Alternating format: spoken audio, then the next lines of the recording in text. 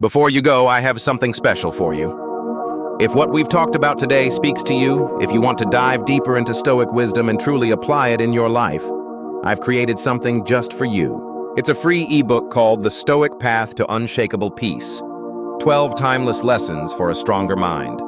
Inside, you'll find powerful principles and practical exercises to help you stay calm, strong, and centered no matter what life throws your way. You can download it right now. The link is in the description below. It's completely free, my gift to you. And if you believe these ideas can make life better, not just for you, but for the people you love, then make sure to subscribe to this channel. Because every week we explore how to live with more wisdom, more peace, and more strength. Thank you for being here, my friend. Until next time, stay strong, stay grounded, and keep walking the path of virtue. Lesson 1. The silent battle within. What real strength looks like. Have you ever sat in a quiet room and realized the loudest noise wasn't outside, but inside your own mind? That storm of thoughts, those waves of emotion, the weight of every regret and fear. Most people can't bear it. They run, they drown themselves in distractions, TV, social media, endless chatter, anything to escape that silence that feels too heavy. But the truly strong, they don't run, they sit in it. They breathe through the chaos. They learn to make peace with the storm. That's real strength, not in lifting weights, not in how much money you make, but in mastering the one battlefield no one else sees, the one inside your soul. I've spent decades studying this, and I've lived it too. Life will hand you pain, betrayal, loss, things you never asked for. Most people think, how do I make this easier? The strong ask, how do I make myself stronger? They don't pray for softer roads, they grow tougher feet. Marcus Aurelius once said, you have power over your mind, not outside events. Realize this and you will find strength. That's not just philosophy, it's survival. Because let's be honest, you can't control life. You can't stop aging. You can't stop loss. But you can control what happens inside. Emotions are waves. They rise. They crash. They pass. Wisdom is the shore. Most people let the waves drag them out to sea. But you can learn to stand firm, not by killing your feelings, but by mastering them. Love deeply, but without chains. Feel pain, but don't collapse. Get angry, but don't let anger drive your life. Every real victory is silent. No one will clap when you choose patience over rage. No one will cheer when you forgive instead of retaliate. But those silent victories, they make you unshakable. Mental strength isn't a gift. It's a craft. Forged in mornings when you didn't want to get up but did anyway. In nights when you sat with your pain instead of numbing it. It's built every time you choose courage over comfort. So let me ask you, when the storm comes, and will you run, or will you sit in the eye of it and say, do your worst? I am stronger than this. Because that, my friend, is what real freedom looks like. The kind no one can take away. Lesson 2. Mastering your emotions, the highest form of power. Let me ask you something. When was the last time someone made you angry? Really think about it. Did you snap? Did you raise your voice? Or did you carry that anger with you for hours, maybe days? Here's the truth, when you lose control of your emotions, you give away your power. And nothing feels worse than knowing someone else can pull your strings. I've seen this in so many lives, people chained to their feelings. They think I can't help it. That's just how I am. But that's a lie we tell ourselves. Emotions are not commands. They're signals. And you can choose how to respond. That's what separates the strong from the fragile. Marcus Aurelius wrote, you have power over your mind, not outside events. Think about that. You don't control the weather, the economy, or other people's opinions, but you control what happens inside. And if you master that, no one owns you. Most people confuse control with suppression. They think being strong means feeling nothing. No. It means feeling everything, love, anger, sadness, without becoming a prisoner of any of it. It means you can hold pain without lashing out. It means you can taste anger without letting it poison your actions. I want you to imagine this. Someone insults you tomorrow. Do you explode? Do you let them rent space in your head all day? Or do you smile, not because you're weak, but because you refuse to give them the power to disturb your peace? That's strength. That's mastery. The Stoics had a word for this apatheia. It doesn't mean apathy. It means freedom from being a slave to passions. It means living with dignity no matter what happens around you. That kind of freedom is rare, and it's worth everything. So the next time life tests you, and it will pause, breathe. Ask yourself, is this worth my peace? 9 times out of 10, the answer is no. And the one time it is, you'll respond with reason, not rage. Because here's the secret. When you master your emotions, you don't just protect your peace, you reclaim your power. And that, my friend, is the highest form of strength. Lesson 3. Turning pain into power, the Stoic way. Pain is a teacher most of us never wanted, but it's the one that shapes us the most. Think about the hardest moment of your life. The heartbreak, the betrayal, the loss you thought you'd never recover from. Now ask yourself, who did you become because of it? Most people see pain as an enemy. They fight it. They run from it. They numb it with distractions.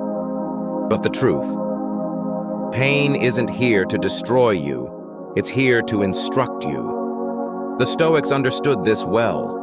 They believed that every difficulty hides a gift, the chance to grow stronger, wiser, freer. Marcus Aurelius said, "The impediment to action advances action. What stands in the way becomes the way." Think about that. The very thing you see as an obstacle can become your path if you let it. I've seen people crumble after loss, and I've seen others rise, becoming more compassionate, more resilient, more alive than before. What made the difference? One simple truth. They stopped asking, "Why me?" and started asking, "What now? What can I learn? How can this shape me?" Imagine this life knocks you down. You lose something precious. Instead of sinking into bitterness, you turn inward and whisper, "This will not break me. This will build me." That's not denial. That's defiance, the kind that turns scars into strength. I've learned this in my own life. The darkest nights taught me lessons no book ever could. Pain stripped away illusions. It showed me what truly matters, and it taught me that happiness isn't in avoiding suffering, it's in rising above it. So the next time you face hardship, and believe me, it will come, remember this: you are not being punished. You are being prepared. Prepared for a deeper strength, a quieter wisdom, a freedom no one can take away. The question is, will you let pain break you or shape you? Lesson 4. Freedom from approval, the quiet strength of self-respect. Let me ask you a question. How much of your life has been shaped by the need for approval? Think about it. The clothes you wear, the car you drive, the words you say or don't say because you fear judgment. For most of us, that craving runs deep. And yet nothing enslaves the soul faster than living for applause. When I was younger, I thought success was about being liked. I chased compliments. I bent over backwards to please people who didn't even know themselves. And do you know what that brought me? Exhaustion. Emptiness. Because here's the truth, if your worth depends on others, you'll never feel free. The Stoics understood this centuries ago. Epictetus said, "If you want to improve, be content to be thought foolish and stupid." Let that sink in. If you truly want to grow, you have to stop performing for the crowd. You have to be willing to look like a failure in their eyes so you can be a success in your own. Imagine standing in a room full of people and realizing, their praise doesn't make me. Their criticism doesn't break me. That's not arrogance. That's freedom. Because the moment you stop needing validation, you become untouchable. But this isn't easy. It means asking yourself hard questions. Am I living for truth or for approval? Do I choose what's right or what looks good? And sometimes it means standing alone. That's why so few people do it. Here's what I've learned after 60 years. The applause fades. The spotlight moves on. But your character, that stays. And if you trade your integrity for attention, You'll always end up poor, even if the world calls you rich. So the next time you feel that pull, the need to impress, to explain, to prove yourself, pause. Ask, will this make me better or just make me liked? Because one is freedom, the other is a cage. Choose freedom. Choose virtue. Because in the end, the quiet approval of your own soul will mean more than 1,000 standing ovations. Lesson 5. Conquer the ego, the greatest victory of all. We live in a world that teaches us to chase everything outside status, wealth, recognition. But let me ask you, have you ever noticed how empty those victories feel when the applause fades? That's because the real enemy was never out there. It's in here. The ego, that little voice that whispers, I need more. I deserve better. I can't let them win. I've seen men destroy themselves not because of poverty or illness, but because their ego was starving.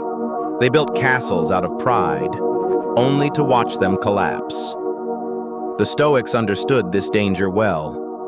Epictetus warned, it's not what happens to you, but how you react to it that matters. And nothing reacts faster or more foolishly than the ego. The ego craves control. It lives on comparison. It's never satisfied. And here's the cruel truth. As long as you serve it, you'll never know peace. You'll keep chasing approval, arguing to be right, clinging to an image that can vanish overnight. The strongest people I've met weren't loud. They didn't need to announce themselves. Their power was in restraint, in humility, in the ability to say, I don't need to win this argument. I don't need to prove my worth to anyone. Do you know how rare that is?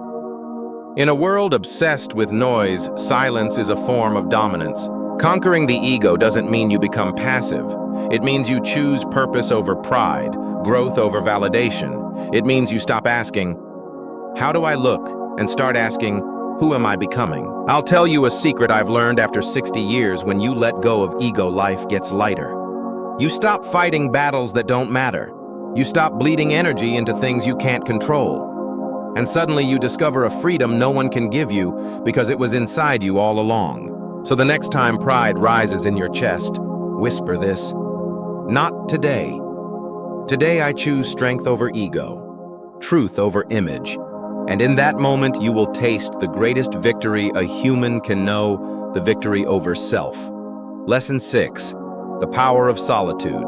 Why being alone makes you stronger. Have you ever noticed how uncomfortable people get when they're alone? They reach for their phone, turn on the TV, call someone anything to escape that silence. Why? Because being alone forces you to face the one person you can't outrun yourself. But here's the truth. Solitude is not loneliness. Solitude is power. It's the space where noise dies and clarity is born. It's where you hear your own thoughts without the echo of everyone else's opinions. In a world addicted to attention, choosing to be alone is an act of rebellion and an act of strength. I've seen this over and over. People who fear solitude also fear truth. They hide in crowds because silence reveals too much. But those who master solitude, they become unshakable. Why? Because when you learn to stand alone, you stop fearing abandonment. When you enjoy your own company, no one can use loneliness against you. Marcus Aurelius wrote in his Meditations, nowhere you can go is more peaceful, more free of interruptions than your own soul. Think about that. The quiet you've been searching for has always been inside you. So what do you do in solitude? You reflect. You ask the hard questions. Am I living by my values or just by habit? What really matters to me? You sharpen your mind like a blade, and when you return to the world, you're clearer, calmer, stronger. Don't misunderstand me. Humans need connection, but connection means nothing without individuality. If you lose yourself to please the crowd, what do you really have? So I challenge you, take an hour this week. No phone, no TV, just you and your thoughts. It might feel uncomfortable at first, but stay with it. Because on the other side of discomfort is a strength most people will never know, the power of a soul at peace with itself. Lesson 7. The freedom of letting go. Control what's yours. Release the rest. How much of your life have you wasted worrying about things you can't change? The weather, the economy, what someone thinks of you. We carry these weights like anchors and then wonder why we feel so tired. The truth is simple, but not easy. Most of life is out of your control. That's not defeat, it's liberation. Because the moment you stop trying to control the uncontrollable, you reclaim the only thing that was ever yours, your mind. Epictetus said it best. Some things are up to us, and some are not. That's the Stoic formula for peace. But here's the problem: we live as if everything depends on us. We try to bend reality to our will, and when it doesn't obey, we suffer twice, once from the event and again from our resistance. Let me give you an example. A friend of mine lost his job at 55. At first he was angry, blaming his boss, the system, even himself. He spent months drowning in bitterness. Then one day he asked, "What can I actually control?" The answer was simple: his attitude, his effort, his next move. That shift changed everything. He stopped fighting the past and started building the future. Imagine if you lived like that. Imagine how light life would feel if you stopped wrestling with the tide and learned to sail with it. Accepting reality isn't weakness, it's wisdom. It doesn't mean you do nothing. It means you put your energy where it counts on your choices, your values, your response. So the next time life throws you something you didn't ask for, pause. Ask yourself, is this within my control? If the answer is no, release it. Not tomorrow, not later. Now. Because the tighter you cling, the more you bleed. The paradox is this: when you let go of what you can't control, you gain control over the only thing that matters, yourself. And that, my friend, is real freedom. Lesson 8. Discipline, the quiet force that shapes your life. Most people wait for motivation to act. They say, "I'll start when I feel ready." But here's the truth: if you wait for the right feeling, you'll wait forever. Because feelings are unreliable. Discipline is what carries you when emotions fail. I've met so many people who wonder why their lives feel out of control. And yet when I ask about their habits, their routines, they shrug. They want results without structure. But Stoicism teaches us this. A calm mind grows from a disciplined life. Marcus Aurelius woke before dawn every day, not because it was easy, but because it was necessary. He wrote to himself, "At dawn, when you have trouble getting out of bed, tell yourself, I am rising to do the work of a human being." That's the essence of discipline, not punishment, but purpose. Here's the hard truth.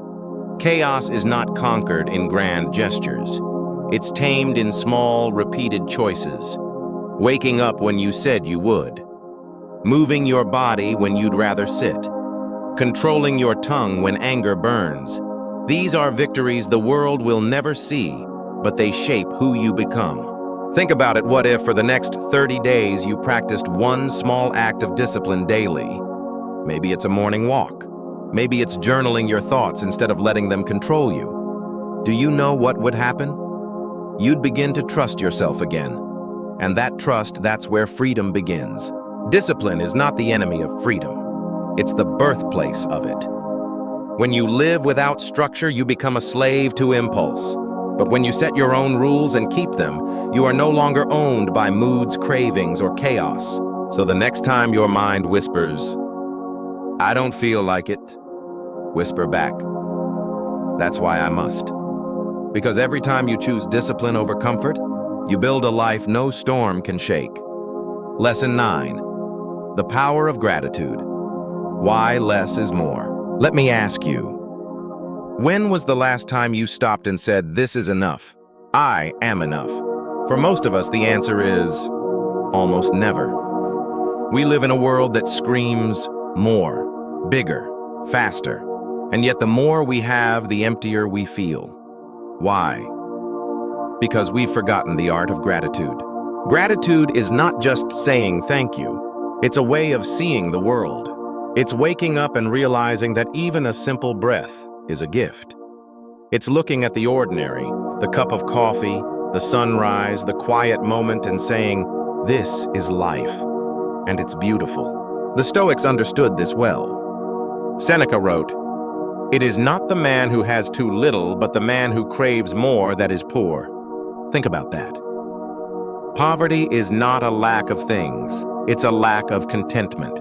I've met people who had everything by society's standards, wealth, fame, status, and yet they were restless, bitter, constantly hungry for more. And I've met others who had almost nothing, yet radiated peace. What made the difference? Gratitude. The ability to see what is, instead of obsessing over what isn't. Here's the secret: gratitude and simplicity go hand in hand. When you're truly grateful, life doesn't need to be loud to be meaningful. You don't need every shiny thing. You don't need every approval. You need presence. You need awareness. So I want you to try something. Tonight before you sleep, list 3 things you're grateful for, not big dramatic things. The small ones. The breath in your lungs, the roof over your head, the smile of someone you love. Feel that. Let it sink in. Because when gratitude becomes your lens, life changes. You stop chasing happiness and start noticing it was here all along in the smallest, simplest places. Lesson 10. Virtue, the only goal that truly matters. When all is said and done, when the applause fades and the possessions lose their shine, what will matter? Have you ever asked yourself that? Most people don't, not until it's too late. We spend decades chasing comfort status recognition, but at the end, none of that defines you. What remains is this: were you a good person? Did you live with virtue? The Stoics believed virtue was the only true good. Not wealth, not power, not even health. Why? Because those things are fragile, they can be taken in an instant. But virtue, that's yours alone. It lives in your choices. Marcus Aurelius ruled an empire. He could have drowned in luxury, abused his power, lived for himself. But in his private notes, his meditations, he wrote about one thing over and over: character. Waste no more time arguing what a good man should be. Be one. That line changed me. Because here's the truth. Life is short, unpredictable, and often unfair. You can't control the length of your life, but you can control its depth. You can control whether you leave behind bitterness or kindness, whether you live by impulse or by principle. Living with virtue doesn't mean perfection. It means asking in every situation, what's the right thing here? The honest thing, the just thing. It means choosing integrity over convenience even when no one is watching. Especially then. I've been on this earth for 60 years, and I've seen people who had everything the world admires and died empty. And I've seen people who had very little but left behind a legacy of love, wisdom, and strength. Which do you want to be? So the next time life tempts you to cut corners, to act out of anger or pride, pause. Ask, will this make me a better human? Because in the end, that's the only scoreboard that matters. Virtue is freedom. Virtue is peace. And when you live by it, you don't just survive life, you transcend it.